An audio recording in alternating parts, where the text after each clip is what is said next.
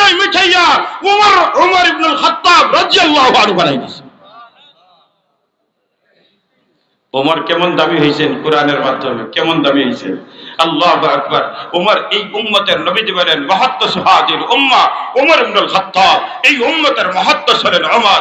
মুহাদ্দিস বলতে ওই ব্যক্তিকে বলা হয় যে ব্যক্তি জমিনে প্রস্তাব দেন আর ওই প্রস্তাব আরশের সিদ্ধান্তের মতো হয়ে যায়। ওমরের জীবনে একটা নয় একাধিক প্রস্তাব এমন ছিল, ওই প্রস্তাবের আগেই সিদ্ধান্ত এমন ছিল, এরপরে প্রস্তাবের পরে যখন ওহী আসছিল তখন বোঝা যায় ওমর যেমন প্রস্তাব দিয়েছেন ওই রকমই আমার আল্লাহর সিদ্ধান্ত আগেই করা। ওই ব্যক্তিকে মুহাদ্দিস বলা হয়। নবীজি বলেন ওমর তুমি এই উম্মতের মুহাদ্দিস। সুবহানাল্লাহ। আমিরুল মুমিনিন ওমর কেমন দাবি হইলেন, কেমন দাবি হইলেন, আল্লাহু আকবার। এবার সিদ্ধান্ত বাস্তবায়ন করবে কে? ওমর ইবনুল খাত্তাব দাঁড়াইলেন, দাঁড়াইয়া বলেন আমি এটা বাস্তবায়ন করব, আমি বাস্তবায়ন করব। সবাই আমিরুল মুমিনিন ওমরের জন্য বললেন হ্যাঁ এটাই তোমার জন্য পারবে, তুমিই পারবে, এটা তুমিই পারবে, এটা আর কারো সম্ভব না, তুমিই পারবে। আমিরুল মুমিনিন ওমর খালি বলতেছেন রানা। আগের রাত্রে নবীজি আল্লাহর দরবারে ফরিয়াদ করেছেন ও মালিক আর কতদিন নাজির বাজার এলাকার টিলার চিপায় চাপায় ইমানের দাওয়াত দিব গো আল্লাহ, একটু শক্তি দাও না, কলিমার জান্ডাটা নিয়ে হরমের ময়দানে দাঁড়াইব, হরমে দাঁড়াইব। ওগো আল্লাহ মক্কার দুইটা মানুষ, মক্কার দুইটা তোমার গোলাম, একটার নাম হলো হেশামের ছেলে আমর, যাকে আমরা আবু জেহেল বলি, তার নাম হলো আমর, তার বাবার নাম হেশাম, হেশামের ছেলে আমর আর খাত্তাবের ছেলে ওমর। আল্লাহ এই দুইটা থেকে কোন একটাকে ইসলাম কবুল করাইয়া আল্লাহ ইসলামের ঝান্ডা শক্তিশালী করে দাও। প্রস্তাব দুইজনের, কিন্তু দিলের টান ওমরের প্রতি। দিলের খবর জানেন কে? আরে জুড়ে বলেন দিলের খবর জানেন কে? একমাত্র আল্লাহ জানেন।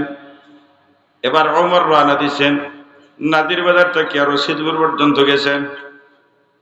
বিশ্বনাথ নবীজি যায়েদ ইবনে আরকাম রাদিয়াল্লাহু তাআলা আনহুর করে লুকাইয়া লুকাইয়া ইসলামের দাওয়াত দিতেছেন। আর লালাবাজার আমিরুল মুমিনিন ওমরের বোনের বাড়ি। আমিরুল মুমিনিন ওমরের বোন আর বোনে জামাই দুইজনের নবীজির উপরে ঈমান এনে তারা কোরআনওয়ালা হয়ে গেছেন। ওমর জানে না, ওমর জানে না। রশিদপুর পর্যন্ত যাওয়ার পরে আমিরুল মুমিনিন ওমরের ভাব গরম গরম ভাব, তরবারি খোলা। একজন সাহাবী, কারণ ওই সময় কে সাহাবী নয় কেউ জানে না, ঈমান গোপনে গোপনে ঈমান এনে সাহাবীর মর্যাদা গ্রহণ করেছেন। এবার সাহাবী ওমরের ভাব ভঙ্গি দেখে বুঝতে আর বাকি রইল না, আজকে ওমরের কিন্তু অবস্থা ভালো না, মনে হয় নবীজির আক্রমণের জন্য যাইতেছে ওমর।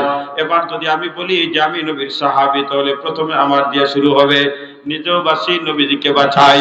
এবার বললেন ওমর তুমি, তোমার অবস্থা কেমন, তোমার টার্গেট কি? ওমর বলেন না কোনো টার্গেট নেই, একটাই টার্গেট, মুহাম্মদকে হত্যা করব। সাহাবী বললেন ওমর ভালো কথা, মুহাম্মদকে হত্যা করবা, আগে নিজের ঘরের খবর নিছেনি। বলে আমার ঘরের খবর কি? বলে তোমার বোন আর বোনে জামাই দল বদলাই দিয়েছে। বলে কি খবর? বলে হ্যাঁ মুহাম্মদর সাথে হয়ে গেছে। সুবহানাল্লাহ। উমরে কইলাতে নিজের ঘরে বেমার তো আরো জায়গা গিয়ে ঔষধ ভরতাম নি, আগে গড় ঠিক করি। এবার ঘরের দিকে বিশ্বনাথের দিকে রওনা। হ্যাঁ এবার ওই লালাবাজার দিকে রওনা। লালাবাজার পয়লা যেটা আসেন তো বিশ্বনাথ, এখন লালাবাজার। তখন নতুন মুসলমান বিদায় কোরআন যারা জানে এরা ঘরে গিয়া গিয়া আস্তে আস্তে গোপনে গোপনে কোরআন শিখাইতেছে। ওমরের বোন আর ভগ্নিপতি দুইজন নতুন সাহাবী, নতুন মুসলমান বিদায় যিনি জানেন কোরআন উনি পড়াইতেছেন, একজন সাহাবী ঘরে গিয়া কোরআন শিখাইতেছেন। ওমর গিয়েই দরজাত নক করছেন।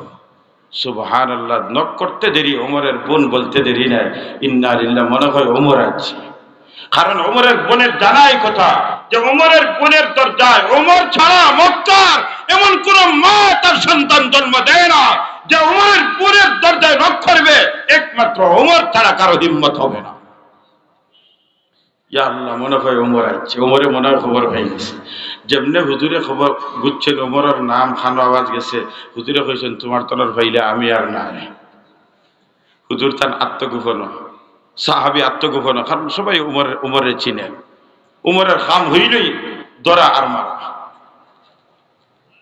উহাই নাই হুজুর আত্মগোপন। দরজা খুলছেন, খুলতেই দেখেন সত্যিই তো, এই তোমরা কি করো? বলে আমরা কোরআন পড়ি।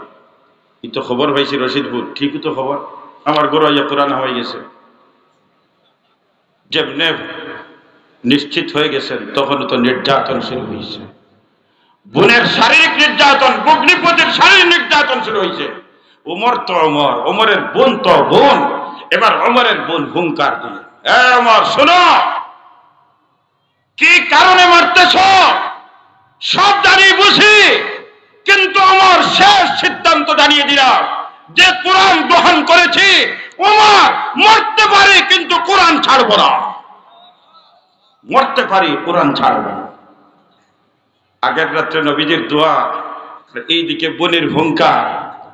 ওমরে আত্মসমর্পণ করে হইলা, বই এক কাজ করো, তোমরা কোরআন যেটা পড়ি রে আমার একটু শোনাও। সুবহানাল্লাহ বলেন।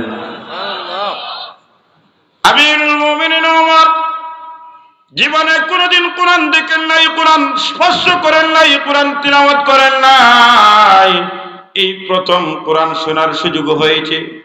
বোন আর ভগ্নিপতি বলেন, ওমর তোমাকে কোরআন শোনানো যাবে না, কোরআন তুমি অপবিত্র, কোরআন পবিত্র। আরে আমারে পবিত্র বানাইয়া কোরআন শোনাও। এবার ওমরকে পবিত্র করা হলো। হুজুর আত্মগোপন থেকে শুনতেছেন সব, এখন তো হুজুরের দরকার। সুবহানাল্লাহ। আরে ভাই হুজুরদের আপনারা মনে করেন হুজুররা মনে হয় এমনি সমাজের বোঝা, রাষ্ট্রের বোঝা না। উলামায়ে কেরাম হলেন জাতির গর্ব, উলামায়ে কেরাম রাষ্ট্রের সম্পদ। আজ উলামায়ে কেরাম আছে বিদায় বাংলাদেশ টিকে আছে। এটার জন্য খুব শক্ত দলিল দেওয়ার দরকার নাই, কোরআন সুন্নাহর দলিলের দরকার নাই। এই যে গত 20-21 সাল করোনা বৈশাখের যে মহামারী শুরু হয়েছিল, করোনার আক্রমণে গোটা পৃথিবী যখন তরতর করে কাঁপতেছে, বিশ্বের পরাশক্তিগুলি করোনার কাছে আত্মসমর্পণ করতে বাধ্য হয়েছিল, তখন গোটা পৃথিবী বাংলাদেশ নিয়ে হইচই করেছিল। কিন্তু এই বাংলাদেশের জনগণ কয়জন করোনায় মরছে? কথা বলেন, কয়জন? কেন? এত গণবসতি, এত গণবসতি। সকালে